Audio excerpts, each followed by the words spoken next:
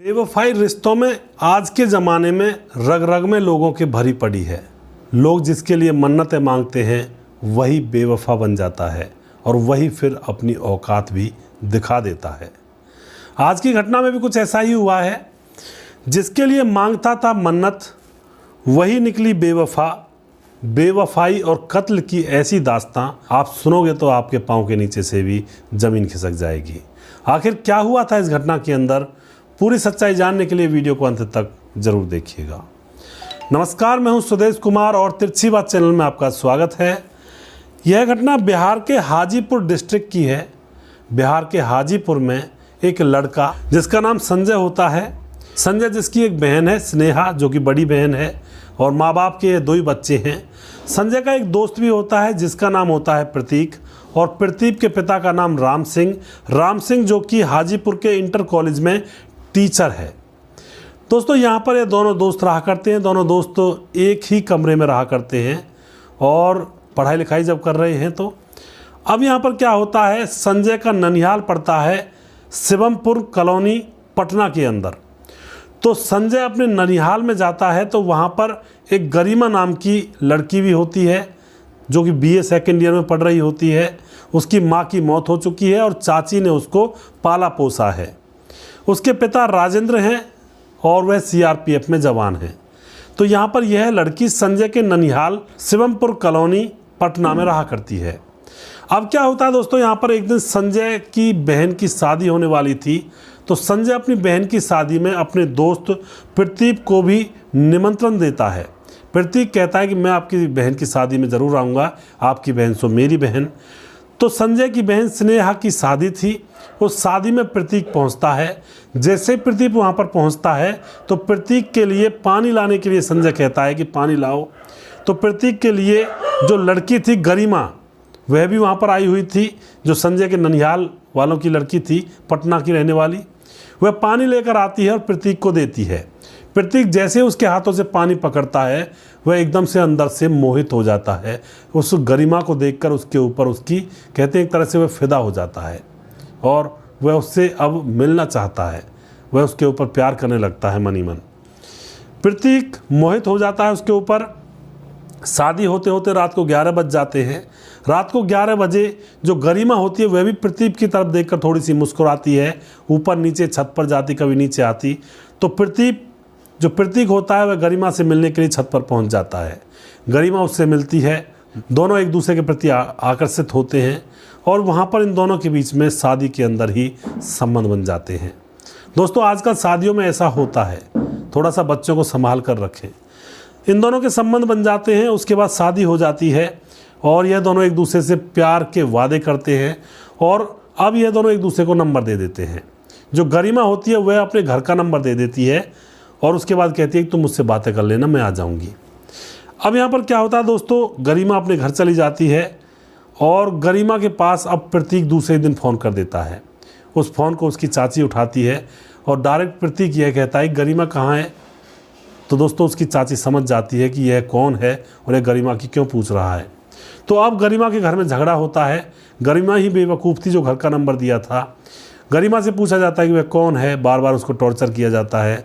तो यहाँ पर गरिमा बता देती है कि शादी में उससे मुलाकात मेरी हुई थी।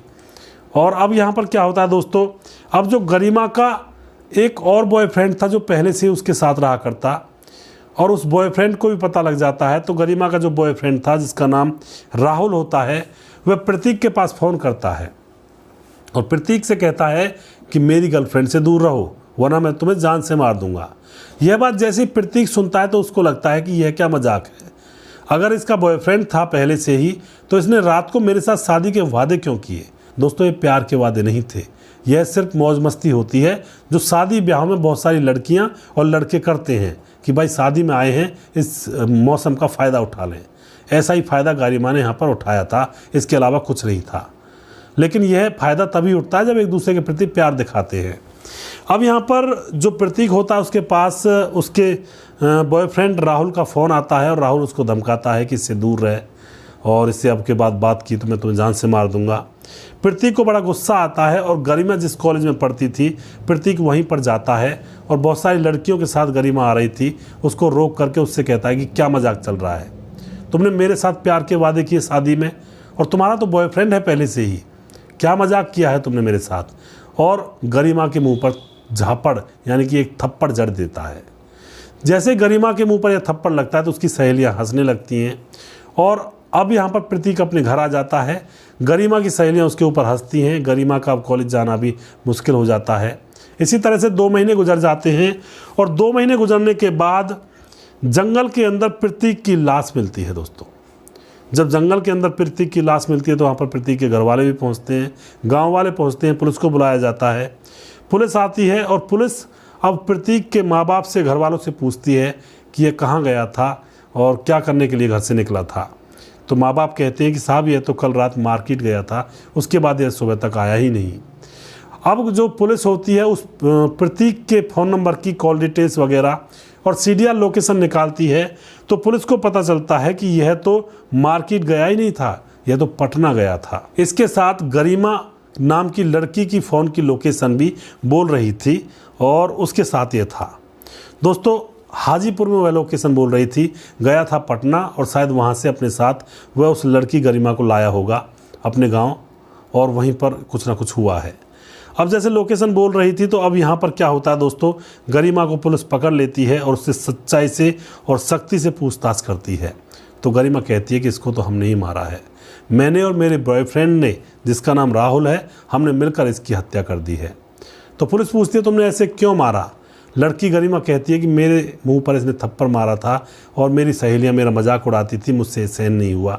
मैं शादी में गई थी और मैंने तो इसके साथ सिर्फ एंजॉयमेंट किया था, जैसा कि बहुत सारी लड़कियां करती हैं शादी ब्याह में, और वह एक रात का ही प्यार होता है। लेकिन इसने यह प्यार सच्चाई का समझ लिया, सच का प्यार समझ कर यह मेरे कॉलेज में आ गया और मेरी बेइज्जती कर दी, मुँह पर थप्पड़ मार दिया, और मेरा जीना भी मुश्किल हो रहा था।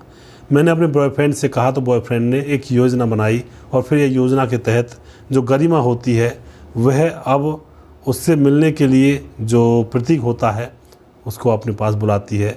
प्रतीक कहता है कि ठीक है, मैं तुम्हारे पास आ तो रहा हूँ, लेकिन तुम्हें मेरे साथ मेरे गांव चलना होगा। उसके बाद गरिमा उसके साथ साथ उसके गांव हाजीपुर उसकी जगह पहुंच जाती है।